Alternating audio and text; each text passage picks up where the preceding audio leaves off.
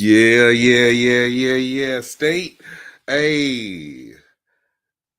Oh my gosh. I'm overwhelmed, y'all. I'm overwhelmed because we are back after a phenomenal weekend of football, after a phenomenal month of October, after a phenomenal fall thus far in the HBCU landscape. It is Monday, October 28th. And what does that mean? That means two things. The first thing it means is that you are locked into a brand new episode of In the Quad with Nick Eden. That's the first thing. The second thing, it means that 2 days ago, you witnessed, after all them skits and all that social media hype, and everybody that's been talking down about Big Bama State all year, you witness belt to ass with a fourth string quarterback, as they like to be. They like to put that on us this year. When the big bad Hornets of Alabama State University put belt to ass to those musty mutts at Alabama A&M. So yeah, I'm gonna talk mine today because it's seeming to me like the people who talk the most trash against Bama State are the ones who end up losing to us. Yeah, that's the truth. I said on HBCU Nightly in the comments last week, when everybody on the stage, with the exception of maybe one, predicted that it was going to be Alabama A&M to beat Alabama State, I asked, was Alabama A&M going to be able to beat the people who actually did beat us this year? Could we really say that A&M would have beat Central? Could we really say that A&M would have beat Stanford? Could we really say that A&M? Well, we'll find out at the end of next month when A&M takes on Florida A&M. But I told y'all a month ago, please discount us. I don't care if we got one of the cheerleaders to be the quarterback. Please discount us. Please do. And it's a few of y'all that still got to walk y'all behinds into ASU Stadium. Because I'll say this much, and I got a lot of love for a certain school in Jackson, Mississippi, but y'all rooted for Alabama A&M against us. If you're so confident about your season, if you are so confident about your season, why are you worried about a school with a fourth-string quarterback? That's something to think about. Zoe, my dude Zoe, rooting for A&M. They got them boys punched in the mouth. Even got their mascot choked out. But that's beside the point, y'all. I'm sorry. Let me get back to it. Because we're having a good time. We're having a good day. We got new surroundings. Come on, y'all. Listen, it's inside of a week and a half before the selection is done. And I'm going to be happy. I've never been happier that we're nearing an election cycle end than I am this year. So we got something to look forward to. Well, I'm in New Digs for the next 2 weeks or so. We got some new graphics. I thought I'd give y'all some new. You know what I mean? I thought I'd give y'all something that would make you understand that this is a fresh perspective and a fresh start for In the Quad, and that what we're going to be doing here on HBCU Plus is game changing, and it ain't stopping. Don't forget, y'all, we are less than 2 months away from my DirecTV debut. I got some other stuff coming out in the pipeline. Let me tell you something.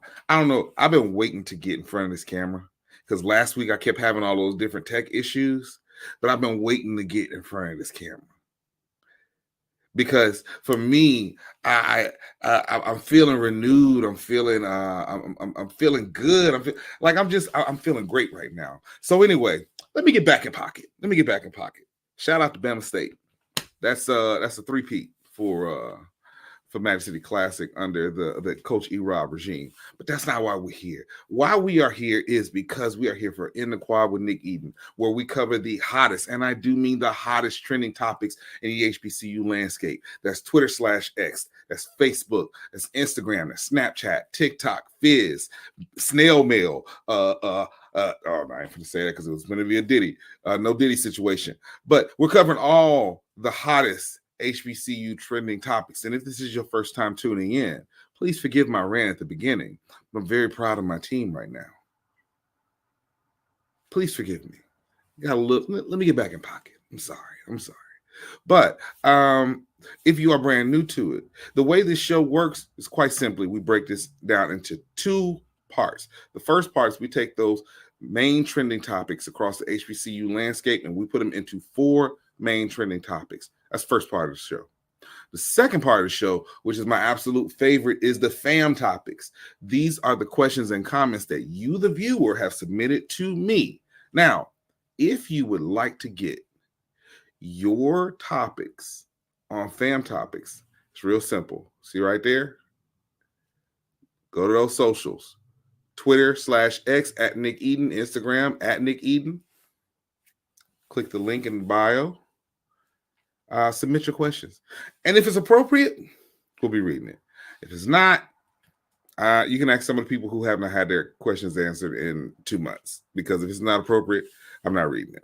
So, as much trash as I've talked within these first few minutes of the show, I actually want to shout out our Magic City Classic opponents. And I think it is amazing what they have done from an administrative standpoint. I see the vision that Dr. Wims has put forth, and the administration and faculty have supported him on. And we want to shout out Alabama A&M for hitting a record enrollment for the second consecutive year. Shout out to them. This was coming to us from AL.com. Alabama A&M once again broke enrollment records this year, according to a news release. Official enrollment shows 7,295 students enrolled this fall, an increase of 10.3%. This is the second year in a row that the HBCU in Huntsville has grown. Alabama A&M enrolled 2,421 first-time students. Students and parents are choosing Alabama A&M because they see the value, support, and results that comes with the AAMU experience, says President Daniel Wims in this release. As we prepare to celebrate 150 years, we will continue to prioritize delivery of world-class education in an environment that fosters the full development of our students and service to our community. To tackle the enrollment increase, Alabama A&M expanded its academic advising staff and revamped the Freshman Academy program to retain incoming students. The campus has retained 70% of last year's freshmen, a 5% increase from last year, according to the Provost and Vice President for Academic Affairs, John Jones. So I'm not going to do the full breakdown in terms of that article. You can go to AL.com and read that. But I want to shout out to Alabama A&M. I've been watching the things that they've been doing. What they are doing is they are setting themselves up to where they can be a major power player, as they should, right? As they should. They've expanded their online offerings. They have expanded degree programs. You know, the singular concern in all of this is to make sure that there's enough dorm space, but they have enough partnerships throughout the city with different hotels and other entities like that, so that they actually can do that. And there are some people who like to talk and say, oh, well, you know, that's not really a sustainable thing for them being in hotels. Listen, that happens at more than just HBCUs. So a lot of people just stay in their bubble. And that happens at more than just HBCUs. It happens at PWIs. And, it's a capacity thing. We have more people now than ever going to college, right? More people now than ever. And, they're making the adjustments. Would you rather them just not have the students? Now, don't forget, they did make an attempt to purchase what I thought was a very substantial. I'm very proud of Miles for landing this ultimately, but I felt like Alabama A&M made a very substantial offer that would have put the people, faculty, staff, and the debt at Birmingham Southern back into a good place to acquire their campus, but they shut it down. But they're still making inroads. And I say, hey, at this point, shout out, keep going. And I think the next thing to tackle after that is getting your money from the state of Alabama, because Alabama owes Alabama A&M millions upon millions of dollars. And I will not stop talking about it. I will not stop talking about it. So just to, like I said, shout out to them for that. Rivalry stuff aside, I love to see our schools continue to not only survive, but to actually thrive. So shout out to them for that. All right, so let's go to our second main topic of today. And our second main topic comes to us from Clutch Points HBCU. Shout out to Randall over there. You all know it as HBCU Pulse. Big Sean performed HBC to honor HBCUs during Amazon Music live performance. Amazon Music Live kicks off the season with a fresh lineup combining the energy of live music with Thursday Night Football. After naming Jelly Roll as the opener for its third season, the series now adds 3 more names to the mix: Detroit rapper Big Sean, pop sensation Halsey, I don't know who that is, and Latin star J Balvin. These artists will hit the stage for exclusive performances after Thursday Night Football on Prime Video. Next up, Big Sean, Grammy-nominated rapper who's captured the hearts of millions from his lyrical mastery. I don't know if I would say that. Known for his hits My Last and Blessings, Big Sean will he actually headlined Amazon Music Live October 24th. Now, and everybody head over to Clutch Points HBCU for that. This is big for a few reasons. And I think it's big because I think it's setting itself up to be something that in 2 years or so could be significant. Now, we all know that with college football and the pros, all this broadcasting stuff has been going around. All these different players are looking to get into these college spaces. They're looking to get into the NFL spaces. Amazon Prime acquiring Thursday Night Football was a huge get. But when you think about it, to me, it almost sounds like a war cry. Like, hey, or an olive branch. We're going to be doing this Thursday Night Live. We're doing this Amazon kickoff distribute to HBCUs. They ain't got no HBCUs tied into any rights deals. But that ESPN deal coming up. And I'm going to tell you right now, I would love, and I mean love, to log on to my Amazon account and see some SWAC, some MEAC, some CIAA, some SIAC. I'd love to see that. The business got to be right. But I'd love to see that. And I think that because we're in a space now where we're no longer as enthralled with that 1 4-letter network, as Yard Talk says, that the possibilities are open. It's not just about, oh, yeah, look, man, we on ESPN. Yeah, that's great. But are they dropping a bag? Do you have access? Are you on ESPN or are you on ESPN Plus? Or are you on ESPN 39? Or are you on? So I would love to see, love to see it on Amazon. I think this may be that certain, that first olive branch towards it. So look, y'all, we're going to take our first commercial break. When we get back, we'll be back with more main topics and then over to our fam topics. It's in the quad with Nick Eden.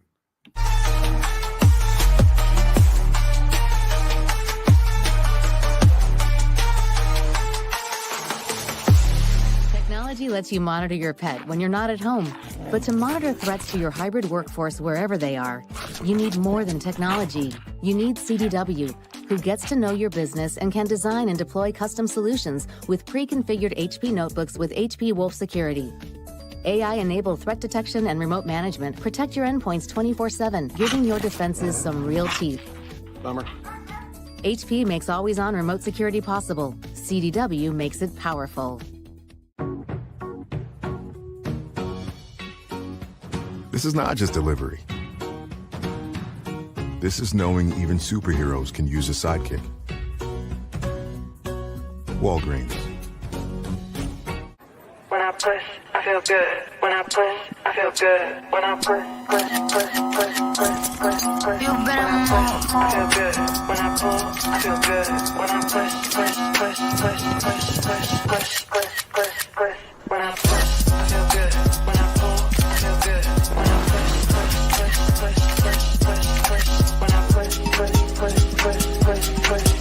When I push, I feel good. When I pull, I feel good. Is that your new Nissan Rogue? Yeah, crazy story. So this morning, I'm at the Nissan Thrill of Summer sales event, taking a test drive. When Dave, the sales guy, is like, "You're gonna love this." He shows me the best-in-class fuel economy and lets me know it's recommended by Consumer Reports. When Dave says, "These cars are going fast," I knew I had to have that Rogue. Nissan offers 6 vehicles starting under $30,000, like Rogue, with 2.9% financing for 60 months. No charger?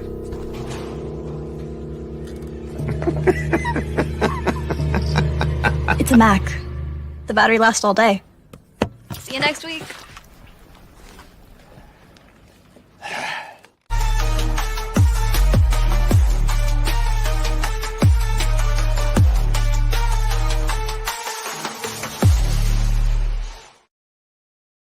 Welcome back to In the Quad with Nick Eden. I'm your gracious host, Nick Eden. We are covering the HBCU trending topics of the last 24 to 48 hours. And really, this is kind of expanded over the weekend because there's been so much going on.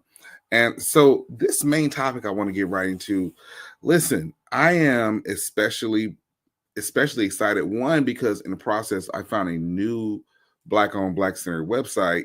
But this is also a throwback to things of the past with HBCUs. And this is coming to us from Word in Black. And can this HBCU high school help Black student achievement? A new high school in New York City will feature a first ever early college prep program supported by an HBCU.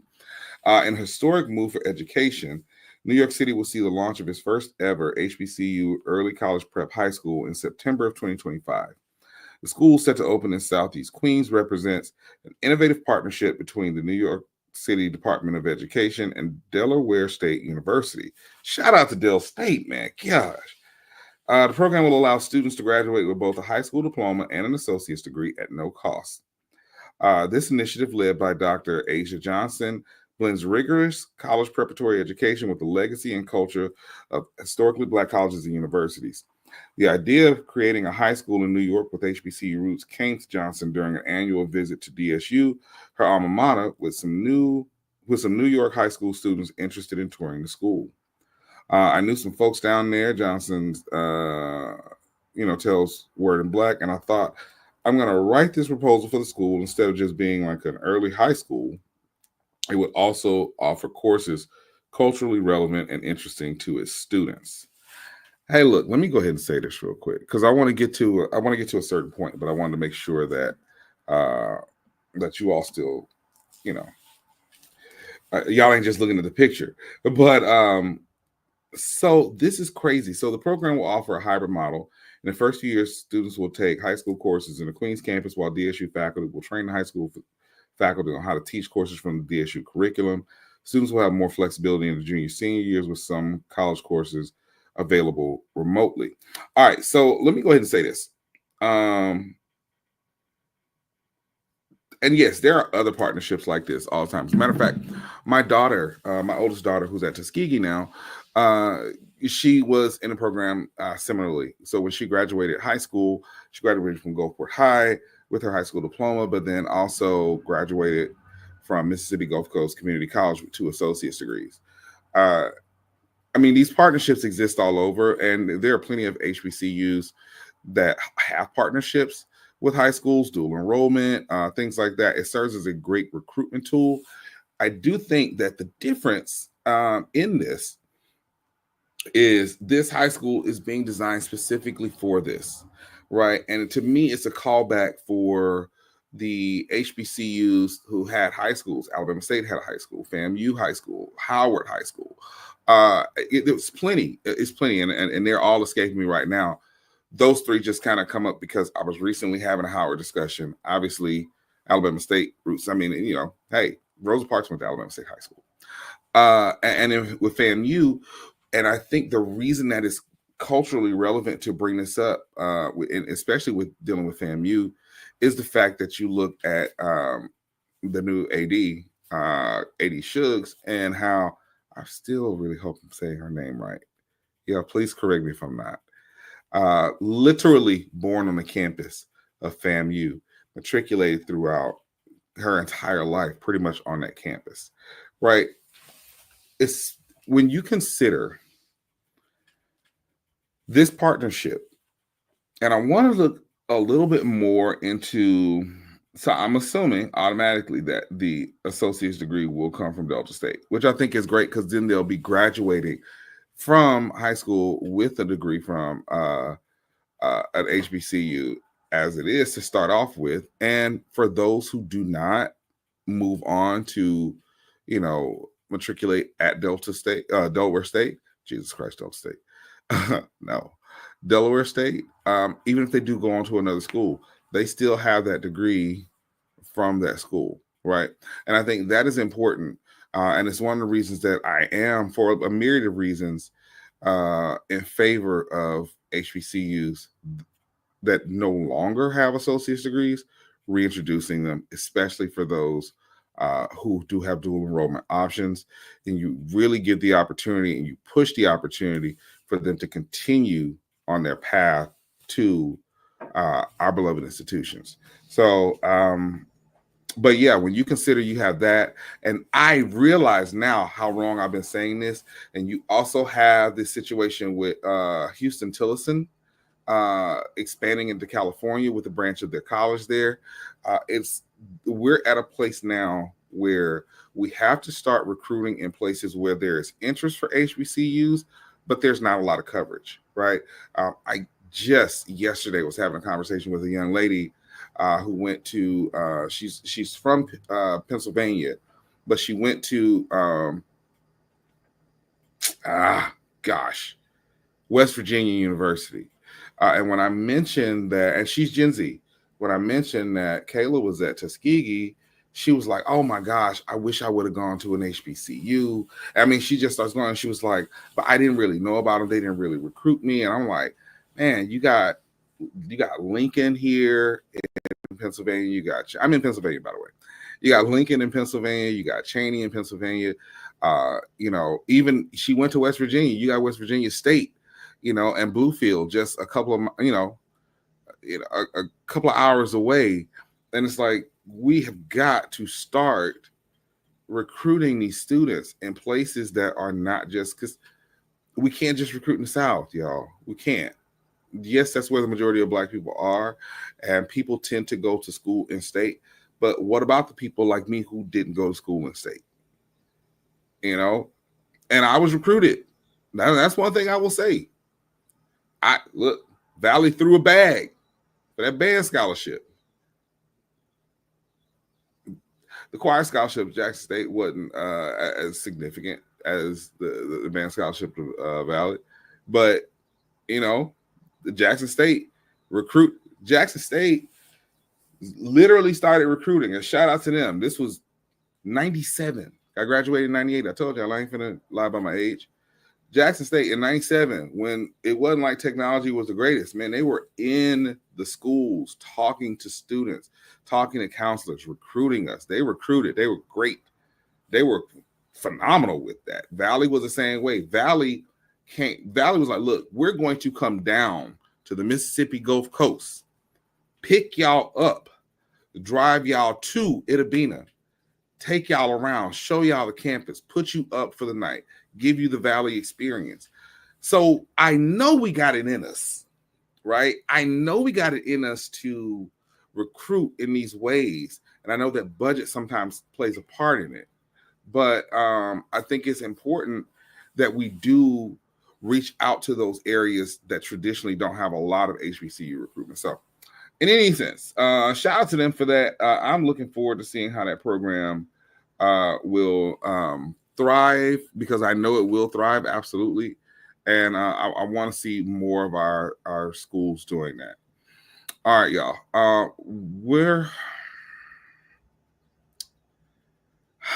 I'm a little sad about this last main topic, because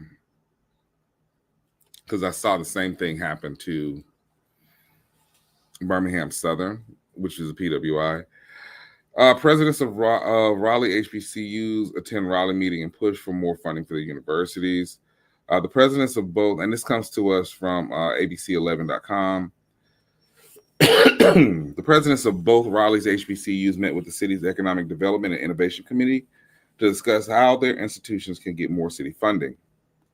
Dr. Dillard of Shaw University and Dr. Burgess of St. Augustine's University met inside City Hall on Tuesday afternoon with what they believe was going to be an update on what the city had been doing for the past year to increase funding for the schools.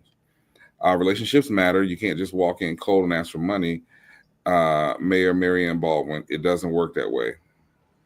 Dillard at one point shot back, I'm kissing babies and I'm shaking hands and I've got relations out the wazoo. The back and forth between the presidents and the city leaders came amid Dillard and Burgess seemingly pushing for city leaders and the local businesses to business community to leverage their pocketbooks to help fund the universities. We're in a fight for survival, commented Burgess. Let's not kid ourselves. All right, let me say this real quick, because I just came from Raleigh, and I hate to get heavy like this right now. I'm not going to read this whole article because, quite frankly, it's triggering. Whenever I'm somewhere and there is an HBCU within an arm's length to me, I'm going to it. There's just no way around it. So when I went to work the election in Raleigh last month, and I knew that I was going to be a stone's throw away, literally, like my office was right down the street from St. Augustine's and Shaw. I said, there's no way I'm not going to get over there to see those schools. Had never been. Had heard all these things about them for years. And with Shaw, I knew Shaw was right downtown. I didn't realize how small Shaw was. But I'm riding around, I'm like, okay. And I'm thinking, look, hey, man, I told y'all before, I grew up an AUC kid. So always being able to go and visit Atlanta, going to the AUC, just going and being on the yard at Clark Atlanta, or back in the day at that time, especially at Morris Brown. Morehouse and Spelman were cool. Yeah, it was cool. But for me,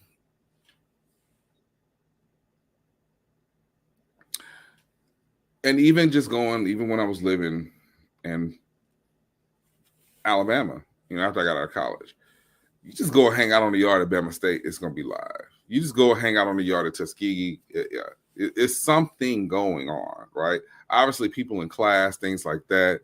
But the campus there's life to the campus. That's the best way to say it. Because I don't want people to think these are just, he just out here partying. No, that's not what I'm saying. There's life to the campus.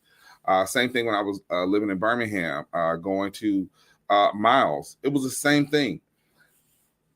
That wasn't the case. And I also recognize and understand that Shaw, a little bit more toned down, private. It was low key, but it was still one of those situations where it was like, man, this is not really anything going on the campus. And then when I got to St. Augustine's, my gosh, I text a friend of mine who is an alum of St. Augustine's. He was immediately pissed. This is not good, y'all. This is not good. As a matter of fact, I think this may be worse than the situation at Birmingham Southern, especially for St. Augustine's.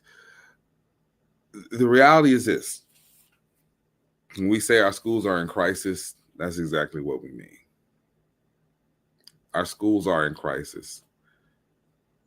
And let me also say this, because the people in the city, and to that mayor who said, oh, you can't just, relationships matter. Come on. We know what this is. We know what this is. Raleigh wants those campuses. They are gentrifying the area around St. Augustine's, and they want Shaw. They have no interest in helping. So I'm going to put out a rally cry to everybody here.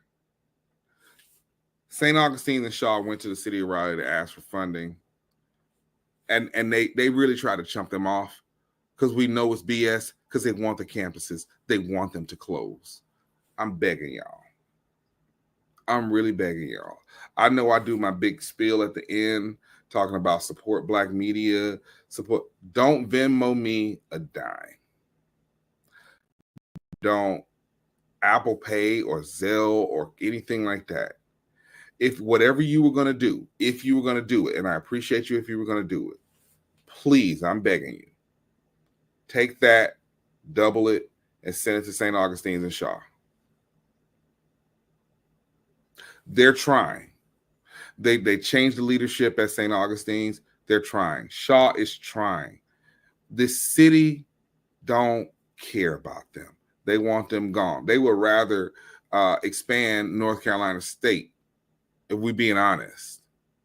They don't want them there. Don't let them win on this, please. So I'm begging y'all. I'm serious here. I'm absolutely serious. $10, $20, $30, $100, $200, $300, whatever you can. Please send it to those schools because they absolutely need it. I hate to get heavy on this, but again, I'm seeing this in real time. It just kind of is what it is. It's the state of affairs where we are. We're going to take another commercial break. We're going to be back with my favorite part of the show, which is Fam Topics, the questions and comments that you, the viewer, have generated. It's in the quad with Nick Eden.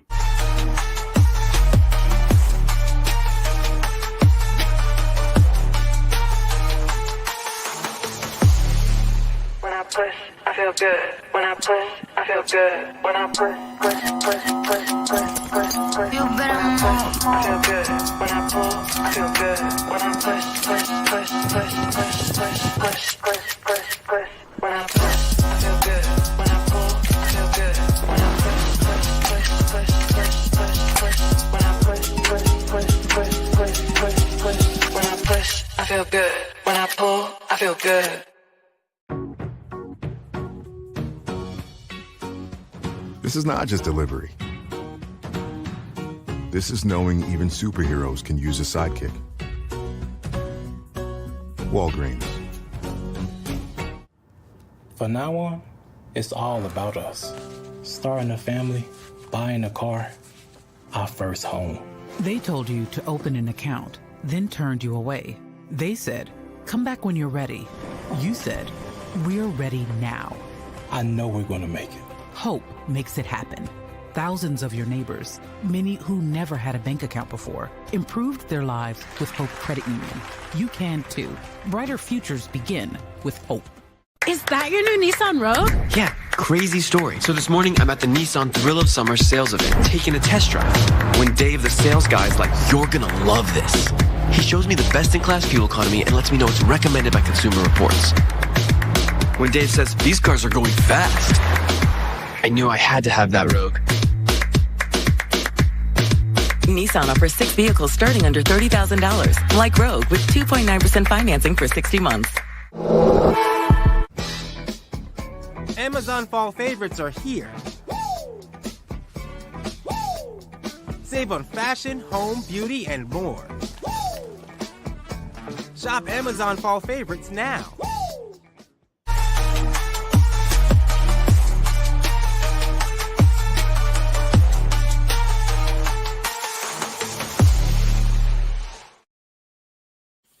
Welcome back to In the Quad with Nick Eden. Y'all, we are at the part of the show that, you know what? I think this is as good a time as any. Y'all know I've been feeling myself lately. It's amazing when you finally get some time. The things that you can do. It's amazing. The things that you're able to do. And when you finally get that time, you can hit it with something like, bam! So look, y'all, we are at the part of the show, which is my absolute favorite, which is our fam topics. I want your fam topics.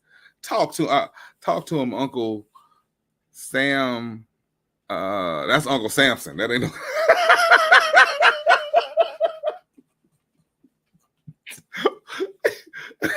That ain't Uncle Sam. That's Uncle Samson. That's Uncle Lemuel.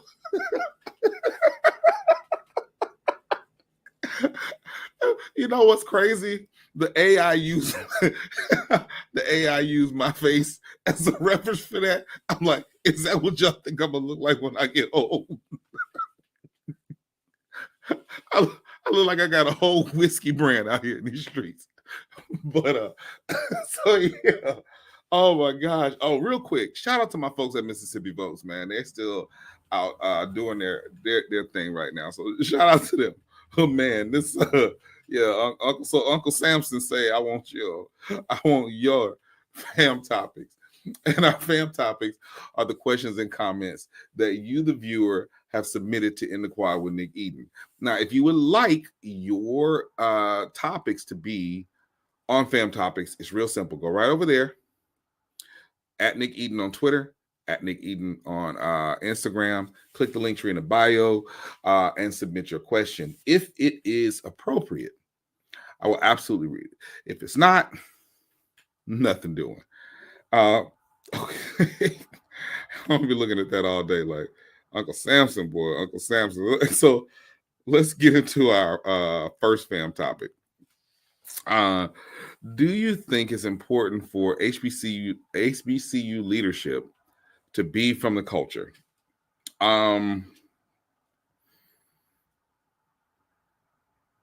So here's the thing. I'm torn on this. There's a part of me that says yes. There's a part of me that says no. I think you need both to balance. I think that it is important to have someone who respects the culture. Maybe they're not necessarily of the culture, because let's be real about it. We got some folks that are from HBCU culture and they're not like us. They don't have respect for it the same way. I mean, think about it. Mark Robinson pretty much grew up around North Carolina A&T and attended A&T for a while. So by all definitions, he's from the culture.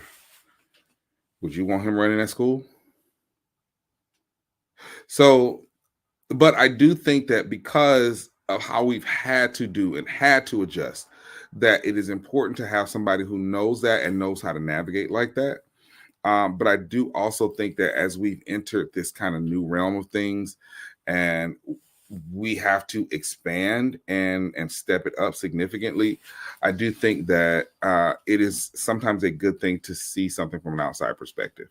Now, I say that as, and I'll just be transparent on this. I'll be transparent on this. I love what Dr. Ross is doing. Dr. Ross is born and bred ASU, 3-time ASU graduate, from the culture, loves the school. I love what he's doing. But I do think that when it comes to things like pressing the gas on our ASU Global Campus, I think that sometimes you need somebody that is from outside the purview that can come in and say, hey, we really need to do this. We need to do this or do that. Right. So, and again, that's just one example of it. Yes, being from the culture and other culture is important, but I think if you don't have the vision that goes along with that to expand and bring us to heights that we've never seen before, then I think that we can sometimes stifle ourselves into just being the quote unquote HBCU way, which is great and it's allowed us to survive. But now we're trying to get at a point where we are thriving. And I'm telling y'all, the future is our online offerings. And we're going to need more people, whether you're of the culture or not, that come in and see it with that vision that can take us there. So that's my thoughts on that. All right. Think we'll ever get an HBCU playoff system between D1 and D2? No, I don't. If I'm not mistaken, I thought that there were some rules surrounding that did not allow that to happen. But even if there were no rules, I think what you would get is eventually it's going to get sewn up by D1 schools. Like, let's say if you take Jackson State, FAMU, Alabama State, Alcorn, and then North Carolina. Well, let's just take top two from each one. And I'm spitballing from the last time I saw the rankings. But let's say it's Jackson State, Alabama State, North Carolina Central, South Carolina State, Johnson C. Smith, Winston-Salem State, Miles College, Clark Atlanta. Y'all, eventually it's going to come down to, it's going to be the Celebration Bowl or the MEAC SWAC Challenge. If we're being honest. If people are like, oh, well, such and such beat. All right, that's cool. That ain't what we're talking about. We're talking about a situation where if we're talking about the top ranked in each conference, best of the best in each conference. As much as I love Johnson C. Smith, as much as I love my Blark Atlanta Pyru Panthers, as much as I love Winston-Salem State, can you really sit here and say with confidence that you put Johnson C. Smith across the field from South Carolina State or North Carolina Central and Johnson C. Smith is going to come out the victor? Are you really going to tell me that if you put we saw it earlier this year, and yes, Miles is a different Miles now, but we saw it earlier this year. You put Miles up against Alabama State, and it was 24-3. You think if you put Clark Atlanta as it stands right now against Jackson State or FAMU, that is this is going to end up being it's going to end up being a showcase for D1, which I don't think is fair to the D2 schools. So that just kind of is what it is.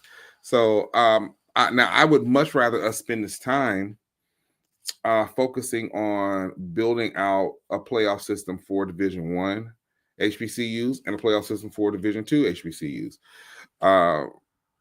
What's that going to look like? I don't know in terms of time, scheduling, things of that nature. I don't know what that looks like. I don't know if it's something that just carries us into the spring, and I don't know, can we even really afford to do that right now? But I say before we do that, we start mixing D1 and D2. Let's master the systems that we got now and make them effective to where everybody's getting the maximum effort out of it. All right, let's go. Are you going to be at the Celebration Bowl? Yes, I will be at the Celebration Bowl. I'll most definitely be at the Celebration Bowl, regardless of who is in the game. I keep telling y'all, mainly because I'm also covering the ESPN Band of the Year, which I got some thoughts on that I'm going to talk about this week on ESPN Band of the Year, because somebody submitted a fam topic that I wanted to put in today's show. It just wasn't enough time. But yes, I will be there. I keep telling people y'all should be looking at this like a second homecoming. This should be the time where your HBCU family gets together and and does their thing. I went to the Celebration Bowl last year, and I definitely wasn't the only Hornet there, but there was more than just Howard and FAMU there. There were people from Central, there were people from A&T, there were people from Jackson State, A&M. We had a great time, just kind of hanging out and talking mess and all those good things. So that's what I think would be the best course of action. I think if you want to have a good time, go to Celebration Bowl. I think you'll absolutely enjoy yourself. All right. So, y'all, we've got 2, and I mean 2 more fam topics to talk about and my final thoughts. So, we're going to take a quick commercial break. We will be right back in the Quiet with Nick Eden.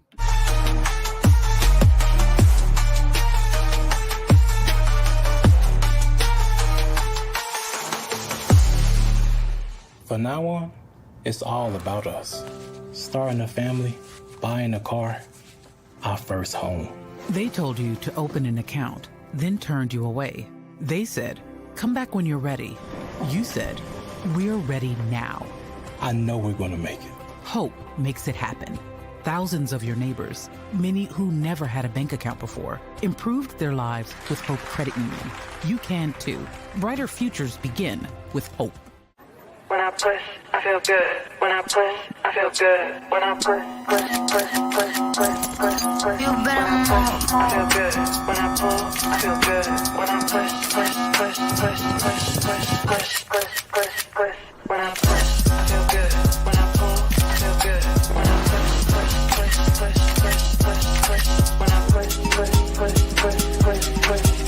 When I push, I feel good. When I pull, I feel good. This is not just delivery. This is knowing even superheroes can use a sidekick. Walgreens.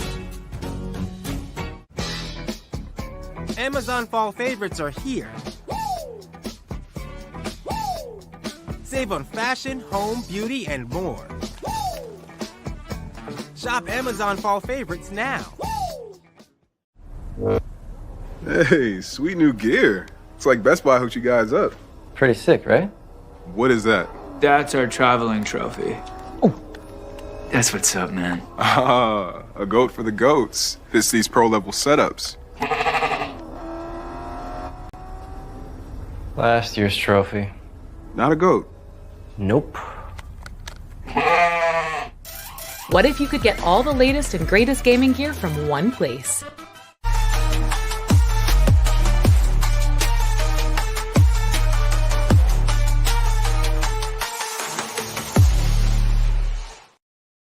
All right, y'all, welcome back to In the Quiet with Nick Eden. We are in the second part of the show, my favorite part of the show, which is our fam topics. Uncle Samson and me, we're rocking and rolling. And let's get into our next fam topic.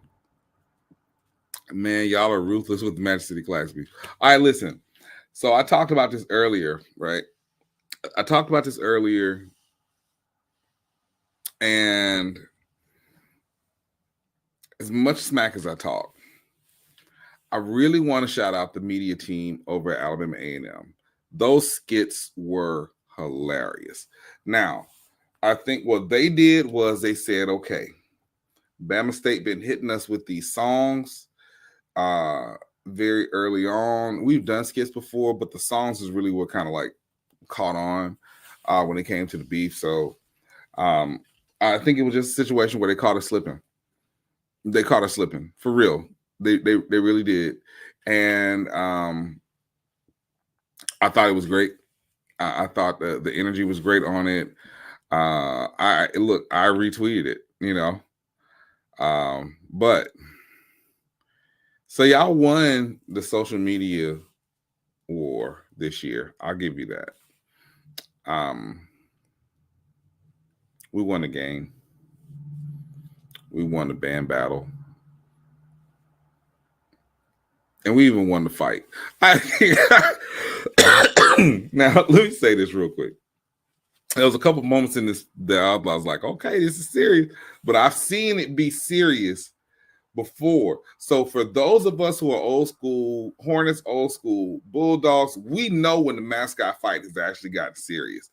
So I wasn't sure, but I'm going to let y'all be the judge.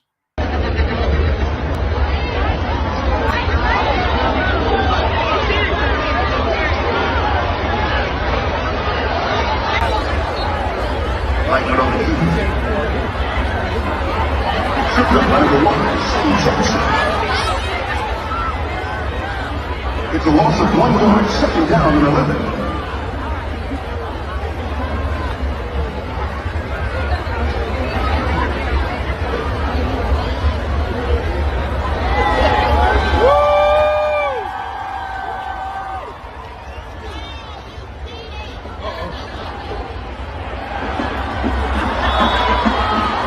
Ryan Morrow on the carry.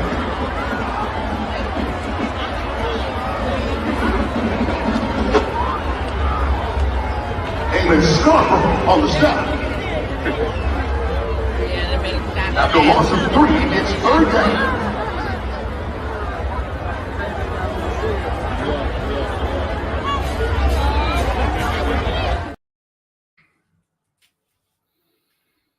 Hey, man.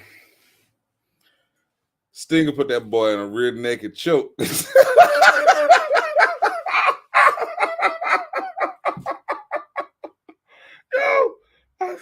So they were throwing their hands, and I was like, okay. It seemed like, all right, for a second, it's like, man, Bush kind of getting better of him.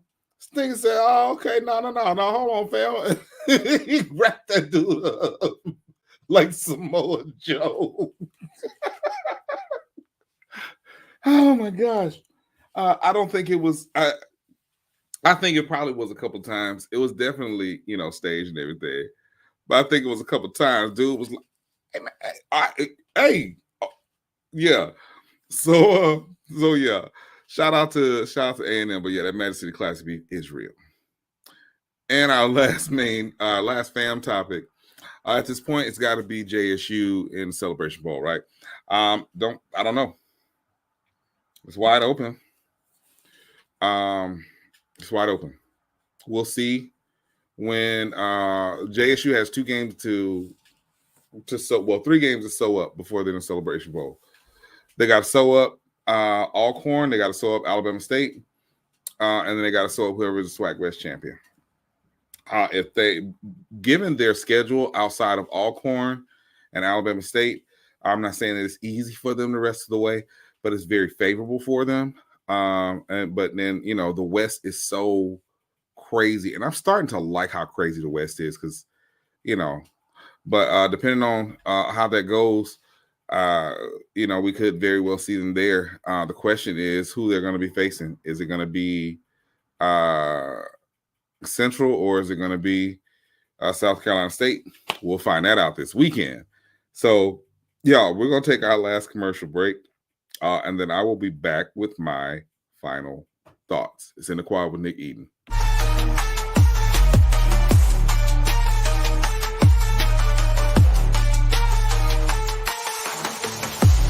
Technology lets you monitor your pet when you're not at home. But to monitor threats to your hybrid workforce wherever they are, you need more than technology. You need CDW, who gets to know your business and can design and deploy custom solutions with pre-configured HP notebooks with HP Wolf Security. AI-enabled threat detection and remote management protect your endpoints 24/7, giving your defenses some real teeth. Bummer. HP makes always-on remote security possible. CDW makes it powerful. Whether you call her Granny, Nana, my dear, she knows a treat makes any meal special. So come to McDonald's and treat yourself to the Grandma McFlurry today. Ba-da-ba-ba-ba. Time to call a credit repair company to fix my credit. Hold the phone, man. You can do it yourself with Credit Versio. That's way too hard. Call the credit repair company. Most credit repair companies only work on 1 or 2 accounts at a time, making it slow and expensive. You won't figure that out for months. Ignore him. Credit Versio's brilliant software scans all 3 credit bureaus, finds the accounts that are hurting your score, and guides you through the entire process. Anyone can do it. Let's fast forward and see the results. Wow, I fixed my own credit and saved hundreds. You can do this. Visit creditversio.com. Amazon fall favorites are here. Save on fashion, home, beauty, and more. Shop Amazon fall favorites now. When I push, I feel good. When I push, I feel good. When I push. You better move. I feel good. When I pull, I feel good. When I push. When I push, I feel good. When I pull, I feel good. When I push. When I push. feel good. When I pull, I feel good.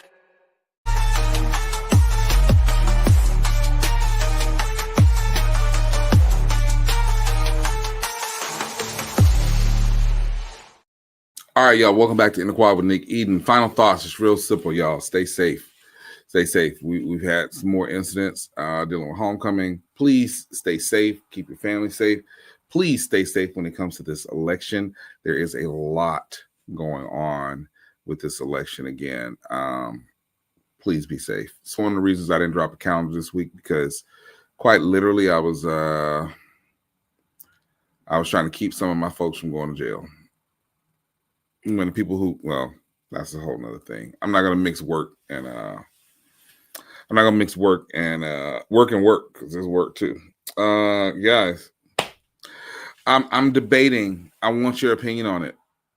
We have the opportunity for In the Quad to now start off the lunch hour and it be 12 noon instead of 1 Eastern being 12 Eastern. Y'all let me know. Just to give you a heads up, I have some other stuff in development, some possible other shows that I'm looking at doing. Ironically enough, things that were going to be a part of this show, but looks like they're going to be their own standalone thing. There's going to be some more stuff coming to the HBCU Plus YouTube channel as we grow that. There are going to be some things that are exclusive to the HBCU Plus YouTube channel. Let me just go ahead and say that real quick. So while I'm saying that, I can't believe I didn't put this joint up at any of this time. Y'all, download the HBCU Plus app. We're growing. Get your merch.ne.com. And today, I'm telling y'all, and all this week, I'm not even telling y'all how to support the show in that. What I'm telling you to do is, I'm telling you to take that money. If you were going to give any money to me, I appreciate it, but I'd rather you take that money and send it to St. Augustine and Shaw University. And let's support our HBCU brothers and sisters and non-gender conforming individuals there. And I will see you all same time, same place. Take care.